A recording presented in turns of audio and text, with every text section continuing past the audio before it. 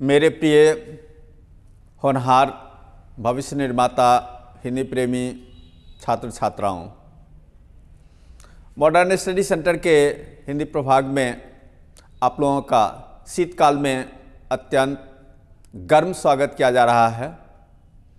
आशा है कि आप उस गर्म स्वागत के कारण परीक्षा में निश्चित रूप से अधिकतम अंक प्राप्त करेंगे। इसी सफलता की कामना के साथ आज हम पाठ शुरू कर रहे हैं। दिगंत भाग 2 का अत्यंत महत्वपूर्ण गद्य कविता हार जीत पाठ शुरू कर रहे हैं। यह अत्यंत महत्वपूर्ण पाठ है। यह गद्य में होकर भी कविता है, तो आगे हम बात करेंगे इस पर। अभी थोड़ा सा लेखक का जीवन वृत्त जान लें, उस पर चर्चा करके आगे हम गद्य कविता पर थोड़ी सी बात करेंगे और तब हार जीत कविता का सारांश को स्पष्ट किया जाएगा और तब फिर महत्वपूर्ण पंक्तियों की व्याख्या की जाएगी। तो इस तरह इस पाठ में लेखक परिचय, पाठ का सारांश और सप्रसंग व्याख्या की चर्चा की जाएगी। तो हम पाठ शुरू कर रहे हैं। हार जीत पाठ के लेखक का नाम अशोक वाजपेयी, जिनका जन्म 16 जनवरी 1941 ईस्वी को दुर्ग छत्तीसगढ़ में हुआ था। ध्यान रहे कि दुर्ग छत्तीसगढ़ इनका अपना घर नहीं था, ननिहाल था। ये माता पिता की पहली संतान थे। इस कारण इनकी माँ उस काल में ननिहाल में थी। इस कारण दुर्ग में उनका जन्म, अर्थात दुर्ग उनका ननिहाल है। इनका मूल वास सागर, मध्य प्रदेश है और वहीं इनके पिता नौकरी भी करते थे सागर विश्वविद्यालय में। वहीं पर ये बस गए। माता पिता का नाम आप देख रहे हैं, निर्मला देवी एवं परमानंद वाजपेयी। ये दोनों इनके माता पिता हुए, निर्मला देवी एवं परमानंद वाजपेयी। ये परमानंद वाजपेयी सागर विश्वविद्यालय में कर्मचारी हुए। इस कारण इन्होंने स्नातक तक की पढ़ाई सागर विश्वविद्यालय से ही की। शिक्षा एमए उन्होंने अंग्रेजी से किया और कहाँ से? सेंट स्टीफेंस कॉलेज दिल्ली से। आपको बता ही दिया गया, ग्रेजुएशन तक ये सागर विश्वविद्यालय के छात्र रहे। इसके बाद एमए करने के लिए दिल्ली पहुंच गए। दिल्ली के सेंट स्टीफेंस कॉलेज से इन्होंने एमए अंग्रेजी विषय में किया और बाद में चलकर ये आईएएस अधिकारी बने।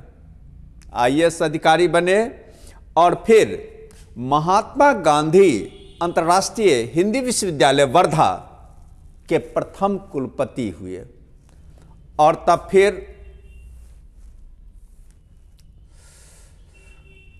प्रथम कुलपति हुए और वहीं से ये सेवानिवृत्त भी हो गए और संप्रति दिल्लीवास एवं स्वतंत्र लेखन। संप्रति का मतलब इन दिनों वे दिल्ली में बसते हैं और स्वतंत्र लेखन करते हैं। सम्मान के विषय में आप देख लें, साहित्य अकादमी पुरस्कार इनको दिया गया, दयावती मोदी कवि शेखर सम्मान, फिर फ्रेंच सरकार का भी एक सम्मान है, officer of the order of arts and letters 2005। Polish सरकार का भी सम्मान है, officer of the order of cross 2004 सम्मान आदि। ध्यान रहे कि साहित्य अकादमी पुरस्कार इनको यहीं कहीं वहीं पाठ पर दिया गया और संयोग ऐसा है कि उसी पाठ का अंश हार जीत पाठ भी है। तो आपने देख लिया कि उनको साहित्य अकादमी पुरस्कार किस पर मिला। आगे इनकी रचनाओं को आप देखिए। शहर, इनकी रचनाओं में आप ध्यान दीजिए, कविता में के अंतर्गत आ गया शहर अब भी संभावना है, एक पतंग अनंत में, अगर इतने से। तत्पुरुष, ध्यान रहे कि यह तत्पुरुष परीक्षा में प्रायः पूछा जाता है और लड़के भ्रम के कारण इसको समास भेद समझ लेते हैं। समास भेद तो है ही, लेकिन परीक्षा में यदि आपको पूछा जाता है तत्पुरुष के लेखक कौन हैं, तो उस समय समास भेद आप नहीं समझेंगे, किताब समझेंगे। उस तत्पुरुष के लेखक अशोक वाजपेयी हुए। कहीं नहीं वहीं, आपको अभी तुरंत बताया गया है, कहीं नहीं वहीं इनकी अत्यंत, यह कह लीजिए सर्वाधिक महत्वपूर्ण काव्य रचना है।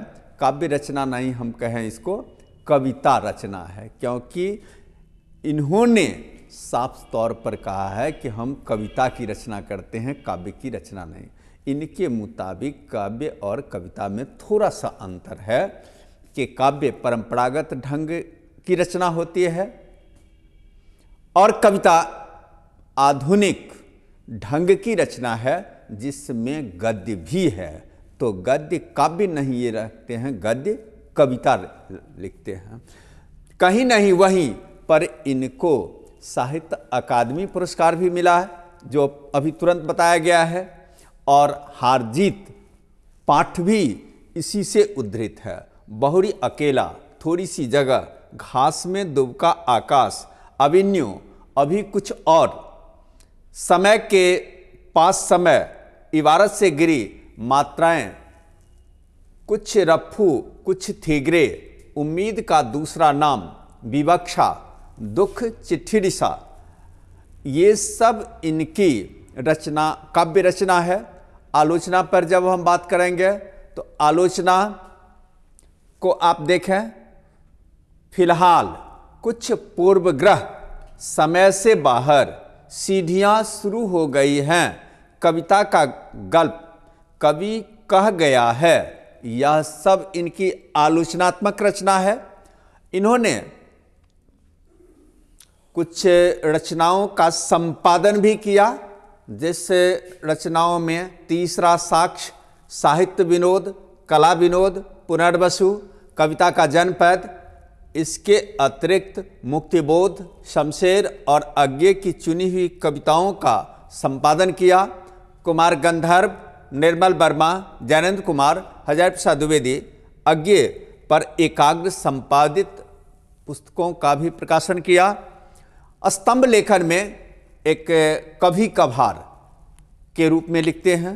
साहित्यिक पत्रिका देख लीजिए जिसका संपादन इन्होंने किया है। संवेत, पहचान, पूर्वग्रह, बहुवचन, यहाँ भी देख लें। जिस तरह तत्पुरुष व्याकरण के अंतर्गत का प्रचलित शब्द है, इसी तरह बहुवचन भी व्याकरण के अंतर्गत प्रचलित शब्द है। इसमें लड़के प्रायः भ्रम में पड़ जाते हैं, भ्रम में पड़ने की जरूरत नहीं है। बहुवचन के लेखक कौन हैं यदि कोई पूछता है तो आप अशोक वाजपेयी का नाम गिना देंगे। कविता एशिया, समास आदि का संपादन इन्होंने किया। विशेष में आप देख रहे हैं द बुक रिव्यू का सलाहकार संपादक, और फिर ये लगभग 3 दर्जन रचनाओं का या तो संपादन किया या फिर सृजन किया, यानी 3 दर्जन रचनाएं इनकी मौलिक, संपादित इत्यादि कुल मिलाकर लगभग हैं। लगभग 3 दर्जन मौलिक एवं संपादित रचनाएं प्रकाशित हैं। इस तरह आपने मोटे तौर पर अशोक वाजपेयी के विषय में जान लिया। अब आप थोड़ा सा गद्य काव्य को देख लीजिए। कविता सामान्य तौर पर अधिकतर भावात्मक अभिव्यक्ति होती है।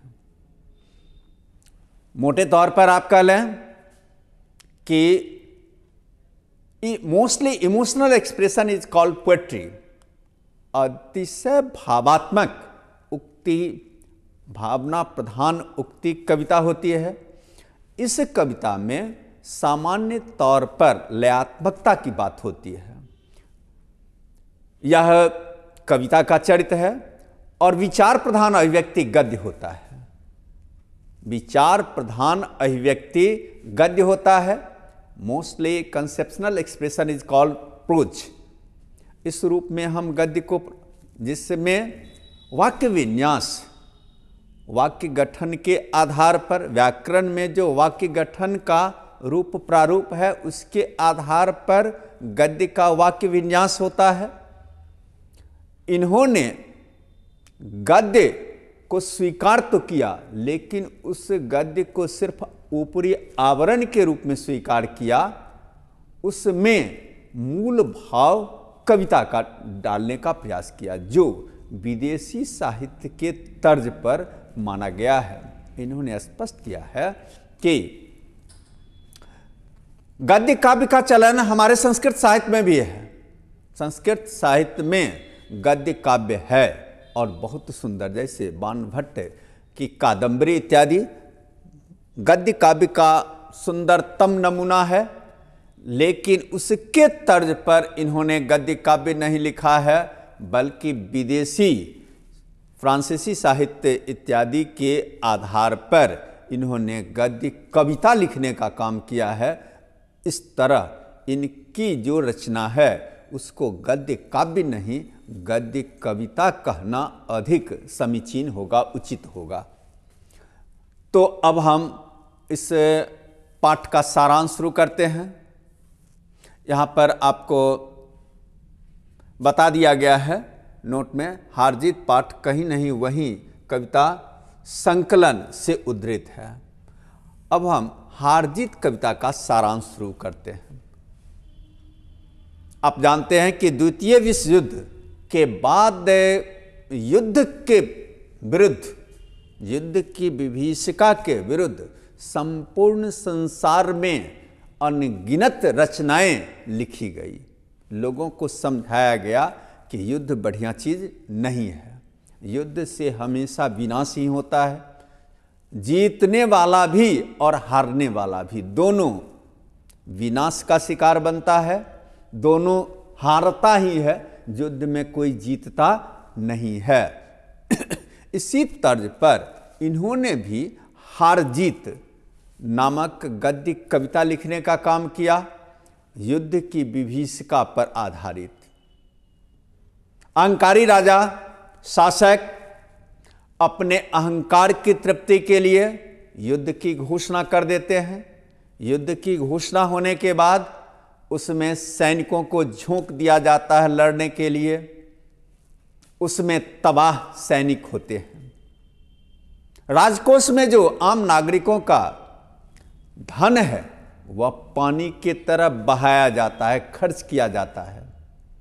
तो नागरिक का पैसा युद्ध में अपव्यय हुआ, मारे गए सैनिक, और उससे सिर्फ तृप्ति मिलती है शासक को, अहंकार की तृप्ति मिलती है। तो शासक के कारण, गलत नीति के कारण, शासक की गलत नीति के कारण युद्ध होता है और उस युद्ध का खामियाजा सैनिक और नागरिक दोनों को भोगना पड़ता है। इस पर आधारित बहुत सारी रचनाएं लिखी गई है। यह हार जीत भी उसी पर आधारित है, युद्ध की विभीषिका पर आधारित है। तो आप यहां पर देखें, हिंदी के प्रमुख समसामयिक कवि अशोक वाजपेयी रचित हार जीत शीर्षक कविता उनके गद्य कविता संकलन कहीं नहीं वहीं से उद्धृत है, जिसमें शोषण, उत्पीड़न, घुटन, बेबसी का अत्यंत मार्मिक चित्रण किया गया है। आज के शोषक शासक अपने स्वार्थ के लिए युद्ध करते हैं, युद्ध में अनगिनत सैनिक मारे जाते हैं, शासक जनता में असंतोष फैलने के डर से मारे गए सैनिकों की सूची नहीं प्रकाशित करते हैं। जानते हैं कि यदि मारे गए सैनिकों की सूची प्रकाशित कर दें, खर्च का वास्तविक ब्यौरा नागरिकों के बीच दे दिया जाए, तो जनता में असंतोष फैल जाएगा, और जब जनता का आक्रोश बढ़ेगा तो फिर हमारा टिका रहना मुश्किल हो जाएगा। इसलिए शासक जनता को बराबर भ्रम में रखने का प्रयास करते हैं। इस कारण वे सैनिकों की सूची प्रकाशित नहीं करते हैं। वे जनता में अपनी शान दिखाने के लिए विजयोत्सव मनाते हैं। हारने के बाद भी वे विजयोत्सव मनाते हैं, जिससे कि जनता में उनकी आन शान कायम रहे, जनता उन्हें शक्तिमान समझे, शक्तिशाली समझे, वीर समझे। इसलिए हारने के बाद भी वे जीत का उत्सव मनाते हैं। भोली भाली निरीह जनता हर पल उसके शोषण का शिकार होती रहती है। विजयोत्सव की सारी तैयारियां जनता के द्वारा की जाती है, वे सिर्फ करने के लिए करते जाते हैं। इसके प्रति उनके मन में कोई संवेदना नहीं रहती है। निराला की कविता राजे ने रखवाली की या रघुवीर सहाय की कविता अधिनायक जो आप लोगों ने पढ़ा है, वह का भाव इससे मिलता जुलता है। ऐसा ही है ये नहीं, उससे मिलता जुलता भाव है। युद्ध हमेशा विनाशकारी होता है। राजा अपनी क्रूरता के कारण युद्ध करता है और उसका फल जनता को भोगना पड़ता है। शासक बड़े धोखेबाज होते हैं। वे जनता को ठग कर शहर में विजयोत्सव मनवाते हैं। पूरा शहर सज जाता है, सड़कों को सजाया जाता है। हार जीत भाव से जनता बेखबर रहती है। जनता को पता नहीं है कि युद्ध किसके साथ हुआ, युद्ध का कारण क्या है, ये सब कुछ नहीं बताया जाता है। केवल जनता जानती है कि युद्ध हो गया और फिर युद्ध में हमारी जीत हुई, इतनी ही जानकारी जनता को दी जाती है। अर्थात शासक वर्ग जो हैं, चाहे वो राजा हों या नेता मंत्री हों, जनता को धोखे में रखकर युद्ध करवाते रहते हैं। पूरा शहर सज जाता है, सड़कों को सजाया जाता है। हार जीत के भाव से बेखबर निरीह जनता सिर्फ काम करती है। शासक पूरे गाजे बाजे के साथ जनता के बीच आते हैं, अपनी आन शान दिखाते हैं। इस प्रकार प्रस्तुत कविता में कवि ने एक ओर शोषकों के शोषण आन शान का चित्रण किया है, तो दूसरी ओर आम जनता की कुंठा का भी, युद्ध की इसका का भी चित्रण किया गया है। इसका सही पता जिस व्यक्ति को रहता है, उस व्यक्ति को बोलने नहीं दिया जाता है। यदि वह बोलता भी है तो उस पर कोई विश्वास नहीं करता है। ऐसा वातावरण, बूढ़ा मशक वाला एक ऐसा व्यक्ति है जो जानता है कि मेरे राजा की जीत नहीं हुई है बल्कि हार हुई है, और ये जनता को ठगने के लिए हारने के बाद भी जीत का जश्न मना रहा है। तो ऐसे मशक वाले को सड़क सींचने का काम दिया जाता है। उसे सच बोलने, उसके सच बोलने का कोई महत्व नहीं है, बल्कि ये कह लीजिए सच बोलने नहीं दिया जाता है। बोलता भी है तो उसके सच का कोई महत्व नहीं रहता है। इस तरह आपने देखा कि जो सजग सचेत नागरिक है, उस नागरिक को आज के युग परिवेश में तरजीह नहीं दिया जाता है। आम नागरिक जो भोले भाले हैं, जनता ये शासक के द्वारा जो बराबर ठगे जाते हैं, वे सब आगे बढ़ बढ़ कर काम करते हैं, लेकिन उनके काम से राजा को पुष्टि होती है। राजा उनको भ्रम में रखकर अपना उल्लू सीधा करता रहता है। इस तरह आपने इसका सारांश देखा। अब हम शुरू करते हैं सप्रसंग व्याख्या। सप्रसंग व्याख्या में आप देखें, पंक्ति है, वे उत्सव मना रहे हैं, सारे शहर में रोशनी की जा रही है। उन्हें बताया गया है कि उनकी सेना और रथ विजय प्राप्त कर लौट रहे हैं। नागरिकों में से ज़्यादातर को पता नहीं है कि किस युद्ध में उसकी सेना और शासक गए थे, युद्ध किस बात पर था, यह भी नहीं कि शत्रु कौन था, पर वे विजय पर्व मनाने की तैयारी में व्यस्त हैं। अभी तुरंत बताया गया है कि नागरिकों को कुछ नहीं बताया गया, सिर्फ इतना ही बताया गया कि युद्ध हुआ, युद्ध में जीत हुई और उस जीत का हम जश्न मनाया।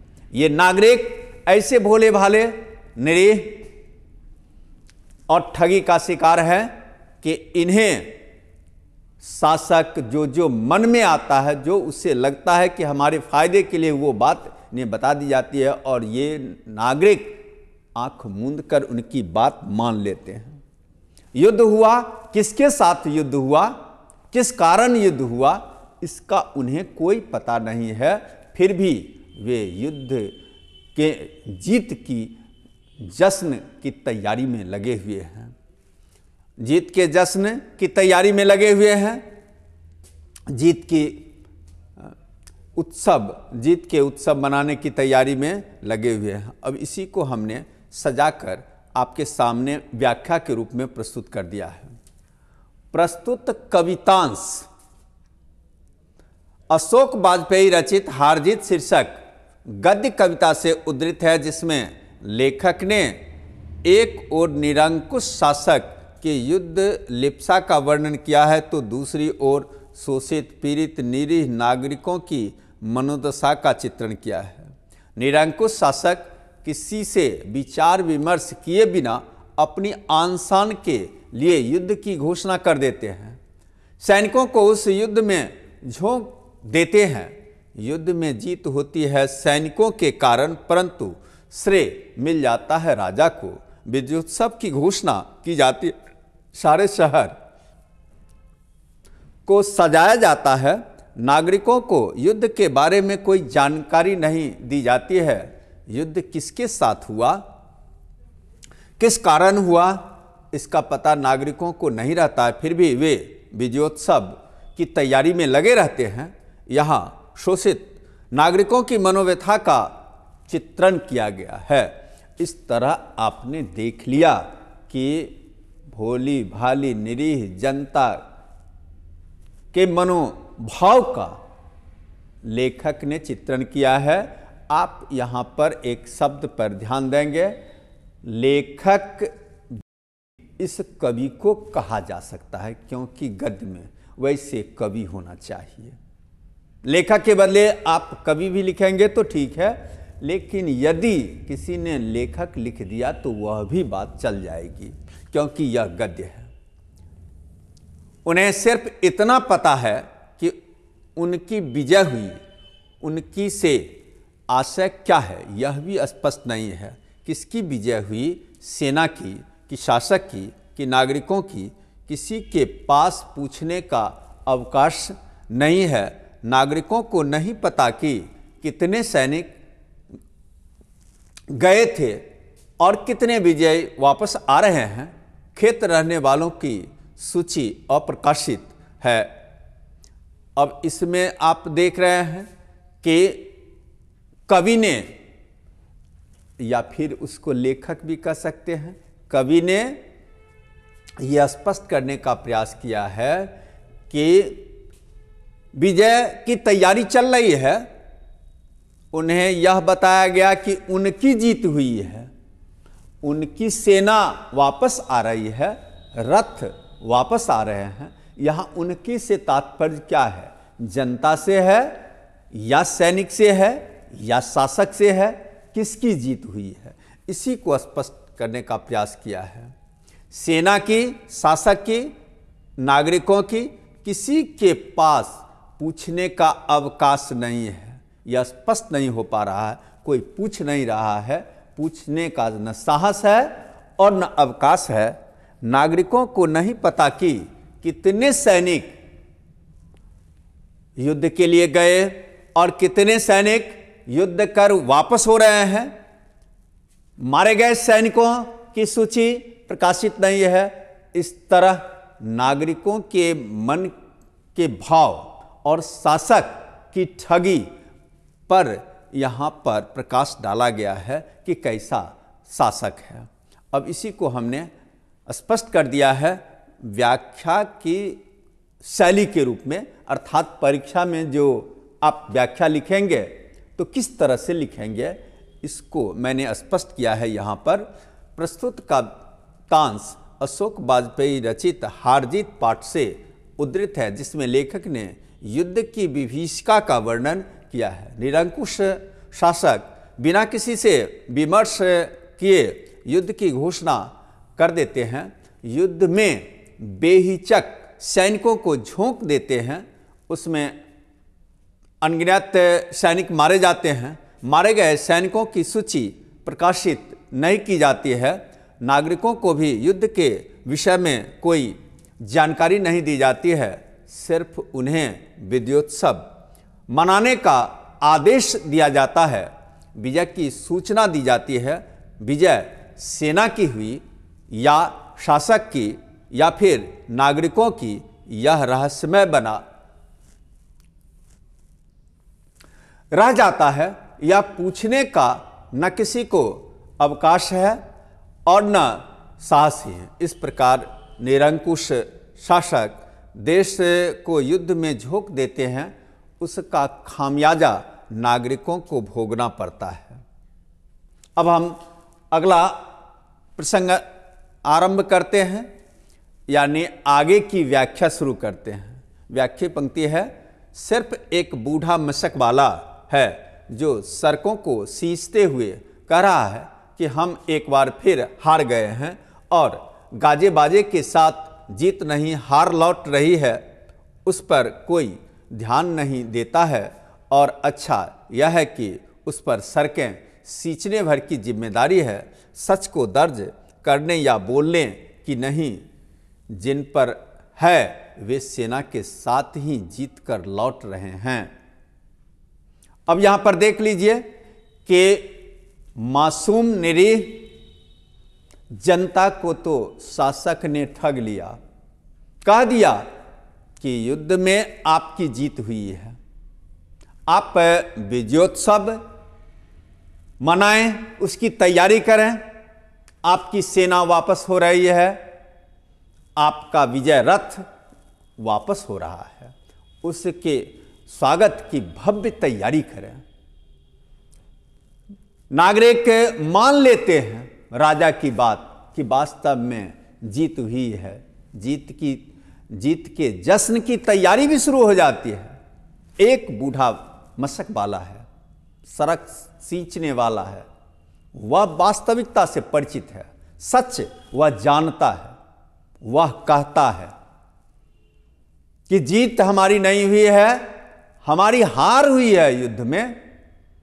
और यह राजा जीत का नहीं हार का जश्न मना रहा है नागरिकों को ठगने के लिए, नागरिकों पर अपना दबदबा कायम रखने के लिए यह जीत का नहीं हार का जश्न मना रहा है। लेकिन इसको हार का नाम कैसे देगा, अपमान हो जाएगा नागरिकों में, इसीलिए हारने के बाद भी वह जीत का नाम दे देता है, एक बूढ़ा मशक वाला।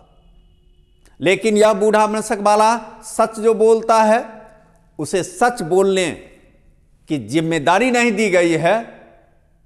वह बूढ़ा मशक वाला को तो सड़क सींचना पड़ रहा है, सड़क सींचने की जिम्मेदारी उसके पास है। इस तरह आपने देखा कि जो सच बोलने वाला है, समझदार है, देश समाज के प्रति सजग सचेत है, उसे एक ऐसे काम में उलझा कर रखा जाता है कि वह देश समाज के विषय में कुछ बोल नहीं सके। यदि वह बोलता भी है तो लोग उस पर विश्वास नहीं कर सके। ऐसे व्यक्ति के रूप में यह बूढ़ा मशक वाला है। इसी को मैंने व्याख्या के रूप में सजाकर लिख दिया है। प्रस्तुत कवितांश अशोक वाजपेयी रचित हार जीत पाठ से उद्धृत है, जिसमें लेखक ने युद्ध की विभीषिका का चित्रण किया है। निरंकुश राजा बिना किसी से विमर्श किए युद्ध की घोषणा कर देते हैं। बेहिचक सैनिकों को मरने के लिए उसमें झोंक देते हैं, राजकोष से पानी की तरह पैसा खर्च किया जाता है, देश को बड़ा नुकसान होता है, परंतु नागरिकों को जीत की सूचना दी जाती है। शासक अपनी हार पर पर्दा डालता है, वह हार को जीत के रूप में प्रस्तुत करता है। उसकी सच्चाई को एक मशक वाला जनता जानता है, परंतु उसकी बातों पर कोई ध्यान नहीं देता है। शासक प्रजा को भ्रम में रखता है, भ्रम के कारण प्रजा अपने शासक की जीत की बात समझती है, परंतु सच तो कुछ और होता है। जो उसके सच को जानता है, उसकी बातों पर लोग ध्यान नहीं देते हैं। इस प्रकार शासक प्रजा के बीच स्वयं को शक्तिमान सिद्ध करता है, और यह सब शासक एक प्रपंच के आधार पर, ठग के आधार पर कर पाता है। यहाँ पर आपने देख लिया कि यह शासक के झूठ, राजनीतिक झूठ का परिणाम ये सब है। इस तरह आपने इस पाठ में हार जीत कविता के भावार्थ को सुना, लेखक परिचय सुना, सप्रसंग व्याख्या। यह पाठ आपका पूरा हुआ एक सुंदर मंगल कामना से कि आप परीक्षा में अधिकतम अंक उठा सकें। तो इस तरह यह पाठ पूरा हुआ। दूसरे पाठ में हम फिर मिलेंगे। इसके लिए धन्यवाद।